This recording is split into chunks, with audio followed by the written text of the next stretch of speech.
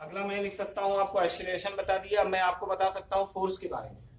अगला मैं लिखने जा रहा हूं बल, फोर्स, है ना। तो बल क्या होता है, फोर्स पढ़ा होगा, F बराबर m इंटू ए, मास इंटू एक्सीलरेशन। F बराबर लिखा जाता है द्रव्यमान गुणे त्वरण, द्रव्यमान गुणे में त्वरण, इंग्लिश में मास इंटू एक्सीलरेशन,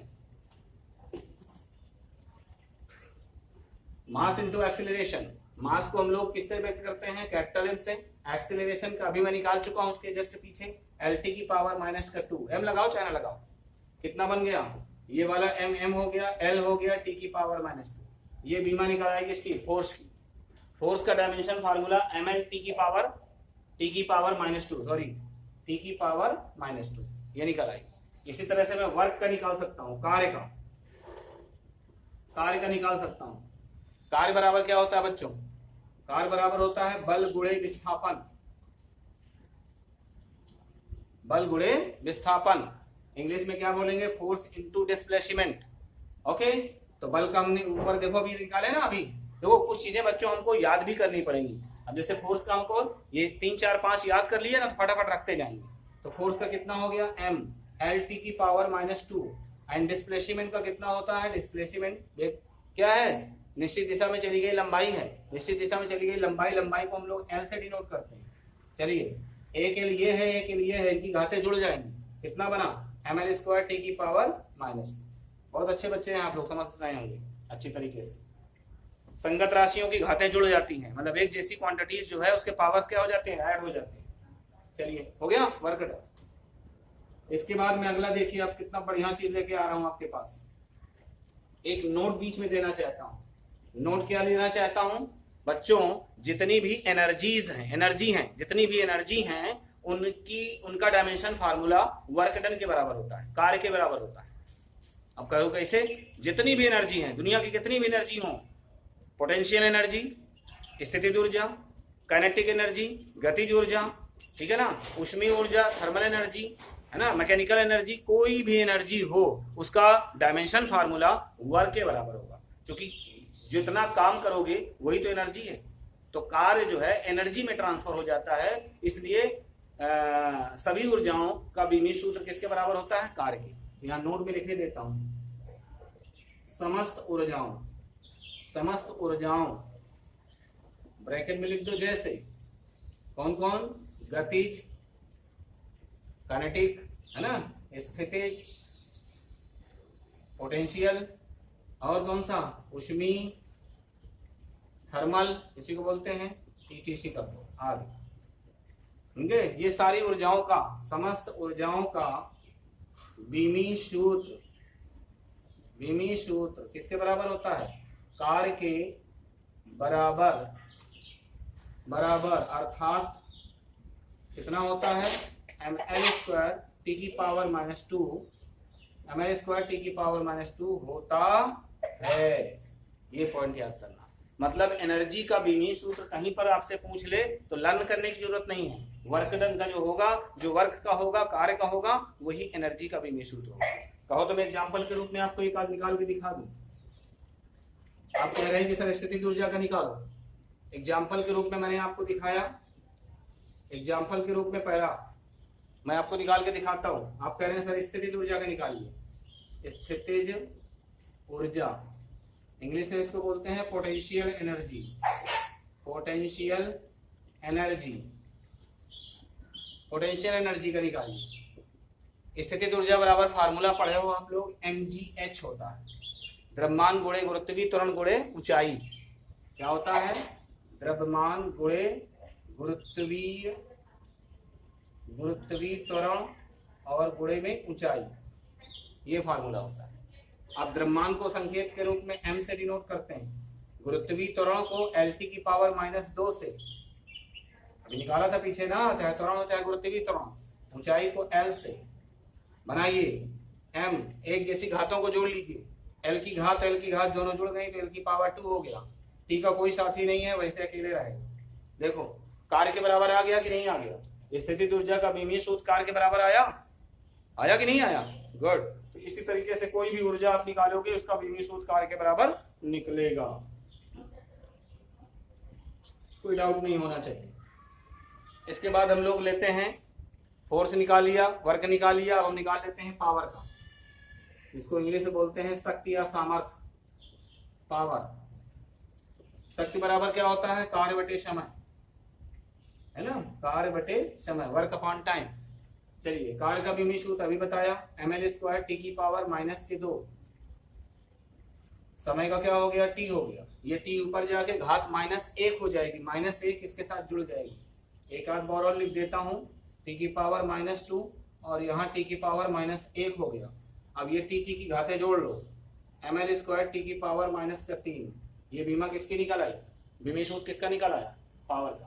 पावर का डायमेंशनल फार्मूला हमारे पास ml² t की पावर -2 हो गया। ओके, इस तरीके से हम लोग निकालते हैं बच्चों, क्या चीज, डायमेंशनल फार्मूला। ये रटने की चीज नहीं है कि आप सोचो कि इनको रट लें, लेकिन शुरुआत के 2 4 5 चीजें अगर हमको लर्न हो जाएंगी, याद हो जाएंगी, तो किसी चीज को कैलकुलेट करने में जल्दी जल्दी कर लोगे। अदरवाइज अगर नहीं लर्न होगी तो फिर घंटों सोचना पड़ेगा, फिर निकालेंगे, फिर इसके बाद लिखेंगे। न्यूमेरिकल लगाते समय जब आप लगाओगे तो 8 10 15 तो शुरू वाली क्या है, दिमाग में बैठा लेना और इसके बाद न्यूमेरिकल लगाते जाना। मैंने बता दिया, इसके बिना आप न्यूमेरिकल नहीं लगा सकते हो, इसलिए आपको तैयार करना पड़ेगा। पावर्स के बाद में हम लोग ले लेते हैं दाब के बारे में। दाब, इसको हम लोग प्रेशर कहते हैं, PRESSURE, प्रेशर, है ना। दाब के साथ ही और भी होते हैं, दाब के जैसे, दाब के बराबर बीमी सूत्र और भी चीजों के होते हैं, या दाब के साथ में हम प्रत्यास्थता का ले सकते हैं, प्रत्यास्थता, इलास्टिसिटी, आगे पढ़ाऊंगा, चैप्टर है ये पूरा, इलास्टिसिटी, इलास्टिसिटी, प्रत्यास्था, या फिर और नाम है प्रतिबल भी एक होता है, स्ट्रेस, प्रतिबल, इसको हम बोलते हैं स्ट्रेस। इन तीनों के बीमी सूत्र एक ही होते हैं, इसलिए मैंने तीनों का नाम लिख दिया। इनके बराबर फार्मूला, दाब बराबर सूत्र पढ़ा होगा तुमने, बल बटे क्षेत्रफल, बल बटे में क्षेत्रफल। इंग्लिश में क्या कहेंगे आप, फोर्स अपॉन एरिया। यस, बल का कितना होता है बीमी सूत्र अभी निकाले थे, ml t की पावर -2। एरिया का निकाल चुके हैं सबसे पहले, L²। एक L से एक L कैंसिल हो गया, हालांकि कैंसिल नहीं किया जाता है, लेकिन आप लोग कैलकुलेशन में, चूंकि पावर से पावर सब्ट्रैक्ट होती है, घटती है जाकर के, लेकिन हम लोग दिखा सकते हैं, वैसे तरीका कम अच्छा होता है ना, दिखा दी। ये L है और L की पावर कितना है आपके पास, 2 है। ml t की पावर -2 ऊपर ले जाओगे तो L की पावर -2 हो जाएगा। अब L का L के साथ करो, m -2 में से 1 निकल गए, कितने बचेंगे बच्चों, L की पावर -1 और T की पावर -2। ये डायमेंशन फार्मूला किसका है, प्रेशर का। वही डायमेंशन फार्मूला किसका है, इलास्टिसिटी का, प्रत्यास्था का। वही डायमेंशन फार्मूला किसका है, स्ट्रेस का। किसी का भी निकालेंगे तो डायमेंशन फार्मूला इस तरीके से निकलेगा। ओके, क्लियर है ना। चलिए आगे बढ़ते रहिए। इसके बाद हम लोग डायमेंशन फार्मूला और निकालते हैं। शक्ति का हो गया हमारे पास, प्रेशर का हो गया, अब हम निकालते हैं संवेग का। संवेग, इंग्लिश में इसको बोलते हैं मोमेंटम। ओके, संवेग का, संवेग बराबर फार्मूला तुमने पढ़ा होगा, सब पढ़े हुए फार्मूले हैं। संवेग इक्वल टू क्या होता है, मास इनटू वेलोसिटी, अर्थात तुम्हारे पास द्रव्यमान गुणे वेग होता है। अरे P बराबर m इंटू वी पढ़े हो ना, तो साधारण फार्मूला तो पता होगा, तभी तो बीमी सूत्र निकालोगे। साधारण फार्मूला नहीं पता तो बीमी सूत्र कैसे निकालोगे, है ना। चलिए, तो संवेग का हम लोग निकालिए, द्रव्यमान गुणे वेग। द्रव्यमान को क्या कहेंगे, m, वेग को क्या कहेंगे, Lt की पावर -1। तो यहाँ पर फार्मूला निकल आया mLt की पावर -1। ये आपका निकल आया संवेग का फार्मूला। ठीक, इसी तरह हम निकालते हैं, एक चीज होता है आवेग। आवेग, अभी आप लोग इसमें टेंशन न लेना है, सब क्या है, संवेग में भी मैं पढ़ाऊंगा, आवेग भी पढ़ाऊंगा। आगे जितने यहाँ पे हम लोग देख रहे हैं ना, जितने हमारे पास फिजिकल क्वांटिटीज हमको मिल रही है, भौतिक राशियां मिल रही हैं, इनका सब आगे हम लोग स्टडी करेंगे। अब यहाँ पर इस चैप्टर में हमारे पास, चूंकि हम अगर पढ़ाने लगेंगे कि what is momentum, what is आवेग, इंपल्स क्या है ना, इंपल्स के बारे में अगर डिफाइन करने लगा तो बहुत टाइम बर्बाद होगा। इसलिए आगे ये सब आगे मिलेंगे, वहां डिफाइन करूंगा, यहाँ केवल आप नाम सुनते जाएंगे। आवेग को हम लोग इंपल्स बोलते हैं, इंपल्स। ये आवेग क्या होता है बेटा, बहुत थोड़े समय के लिए जो फोर्स काम करता है, जैसे बॉल आपने दीवार मारी, टकराई, लौट आई, तो बहुत थोड़े समय के लिए जब क्या होता है, फोर्स अप्लाई होता है किसी चीज में, तो उसको आवेगी बल बोलते हैं, आवेग बोलते हैं। ठीक है ना। यहाँ पर फोर्स इंटू टाइम होता है, इसके बराबर सूत्र क्या होता है, बल गुणे समय, बल गुणे क्या होता है, समय। ओके, तो बल का विमीय सूत्र आपको पता है, ml t की पावर -2 और समय का क्या होता है, t होता है। अब हमारे पास यहाँ ml t की पावर -2 में एक निकल गए, तो t की पावर क्या बचा, माइनस, ये निकल आया इम्पल्स का। ओके, चल रहे हैं बढ़िया अच्छे से। इस तरीके से हम लोग विमीय सूत्र निकाल सकते हैं। जब हमको सिंपल फार्मूला पता होगा तभी डायमेंशनल फार्मूला फाइंड आउट किया जा सकता है, इसलिए सिंपल फार्मूला तुम्हें याद करना पड़ेगा। ओके, और जब इन क्वांटिटीज के बारे में आप पूरा डिटेल जान जाओगे कि what is momentum, what is impulse, तो फिर आपको याद नहीं करना पड़ेगा, कोई दिक्कत नहीं होगी, आराम से हो जाएगा।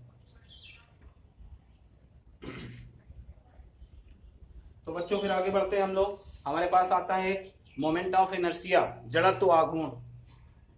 क्या आता है, जड़त्व आघूर्ण, इसको इंग्लिश से बोलते हैं हम लोग मोमेंट ऑफ इनर्शिया। कुछ बच्चे इसको इनर्टिया पढ़ते हैं, गलत पढ़ते हैं, ये प्रोनाउंसिएशन नहीं है, इनर्शिया पढ़ा जाता है, इनर्शिया बट नॉट इनर्टिया, ठीक है। तो जड़त्व आघूर्ण, जड़त्व आघूर्ण क्या होता है, जड़त्व जानते हो ना, जड़त्व साधारण भाषा में घबरापन, तुम्हारा घबरापन बहुत ज्यादा होगा, कहते भाई थोड़ा खिसक जाओ, नहीं खिसकेंगे, तो ये क्या है, तुम्हारी इनर्शिया ज्यादा है, इसका मतलब तुम्हारा घबरापन है, अपनी स्थिति में चेंजमेंट नहीं करना चाहते हैं, इसको बोलते हैं हम लोग इनर्शिया, ठीक है ना, यही इनर्शिया हमारे पास।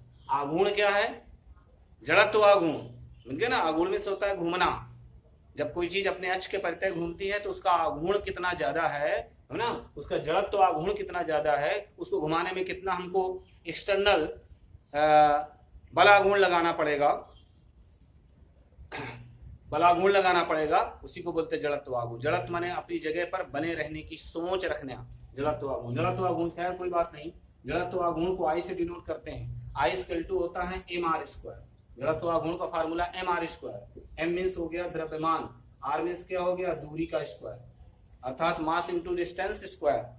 तो मास को हम लोग डिनोट करेंगे कैपिटल M से, और L को किससे डिनोट करेंगे, दूरी को L² से, स्क्वायर लगा ना। इसका विमीय फार्मूला क्या बन गया, डायमेंशन फार्मूला ml², ये हो गया हमारे पास इसका जड़त्व आघूर्ण। ओके, इसी तरह से कुछ हमारे पास ऐसी भी राशियां होती हैं जिनको हम लोग बीमाहीन कहते हैं। हमारे पास कुछ राशियां ऐसी भी होती हैं जिनको हम लोग क्या बोलते हैं, डायमेंशन लेस क्वांटिटीज कहते हैं, अर्थात बीमाहीन राशियां कहते हैं। वो राशियां कैसी होती हैं, वो राशियां होती हैं कि जब दो संगत राशियों का अनुपात, संगत राशियों का अनुपात अगर होगा तो वो डायमेंशन लेस होगी, ठीक है ना। देखते हैं हम लोग कैसा, जैसे हमारे पास एक आ जाए विकृति, विकृत समझते हैं, किसी चीज के आकार को बदल देना, इसको खूब ताकत लगा के मोड़ दो तो इसका शेप चेंज हो जाएगा, यही क्या कर दिया आपने, इसे विकृति पैदा कर दिया। रबड़ को पकड़ खींच दिया बढ़ा दिया, स्प्रिंग को पकड़ खींच दिया बढ़ा दिया, पकड़ दबा दिया सिकोड़ दिया, तो ये क्या है, उसका शेप चेंज कर दिया आपने, इसी को हम लोग कहते हैं उसमें विकृति पैदा कर दिया। तो विकृति बराबर इसको बोलते हैं स्ट्रेन, क्या बोलते हैं, strain. Strain equal to formula होता है इंक्रीज इन लेंथ, अर्थात लंबाई में वृद्धि बटे प्रारंभिक लंबाई, या लंबाई में चेंजमेंट, लंबाई में वृद्धि बटे में प्रारंभिक लंबाई। तो change in length upon initial length, लंबाई में वृद्धि कहो या परिवर्तन कहो, वृद्धि अपॉन में प्रारंभिक लंबाई, प्रारंभिक लंबाई, समझ गए, change in length upon initial length. चलिए, तो लंबाई में वृद्धि हो या लंबाई हो, उसका डायमेंशन फार्मूला L ही होता है, और प्रारंभिक लंबाई हो या अंतिम लंबाई हो, कुछ भी हो, उसका फार्मूला भी डायमेंशन क्या होता है, L होता है। मैंने कहा था जितनी भी लंबाइयां होंगी मीटर पैमाने से नापी जाएंगी, उसके लिए सिंबल क्या होगा, L होगा। चलिए, L ऊपर हो गया, नीचे वाला L ऊपर गया तो इसकी पावर -1। मैंने कहा था +1 पावर आप लिखें या नहीं लिखें कोई फर्क नहीं पड़ता, लेकिन -1 जरूर लिखिए। ये नीचे वाला ऊपर गया तो -1 हो गया। अब इनकी दोनों की घातें जोड़ लीजिए, इसकी घात +1 है, इसकी घात -1 है, तो L की पावर क्या आ जाएगा, बोलो भैया 0 आ जाएगा। L की पावर 0, L की पावर 0 आने का मतलब क्या हो गया, बीमा है ही नहीं। लंबाई के पदों में बीमा कितनी लिखी है, 0, इसका मतलब ये बीमाहीन राशि है। हम अतः कह सकते हैं विकृति हमारे पास क्या है, बीमाहीन राशि है। अर्थात डायमेंशन लेस क्वांटिटीज है, dimension less quantities, dimension less quantities है, बीमाहीन राशि, ठीक है ना।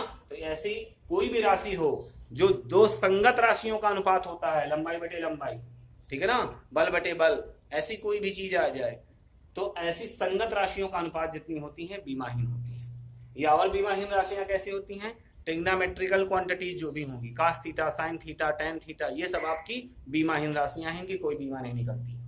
और कौन से हो सकते हैं, पाई की वैल्यू एक्सपोनेंशियल फॉर्म में e⁻x ऐसा कुछ लिखा हो, तो ये जितनी भी राशियां हैं, पाई वगैरह हैं, ये सब डायमेंशन लेस क्वांटिटीज हैं। और भी मैं बता सकता हूँ एक आपको डायमेंशन लेस क्वांटिटीज के बारे में, कौन सा है, जैसे मेरे पास एंगल, कोण के बारे में कहा जाए, कोण, इसको क्या कहते हैं आप लोग, एंगल। कोण बराबर क्या लिखते हैं, चाप बटे त्रिज्या, अंग्रेजी में चाप को आर्क बोलते हैं,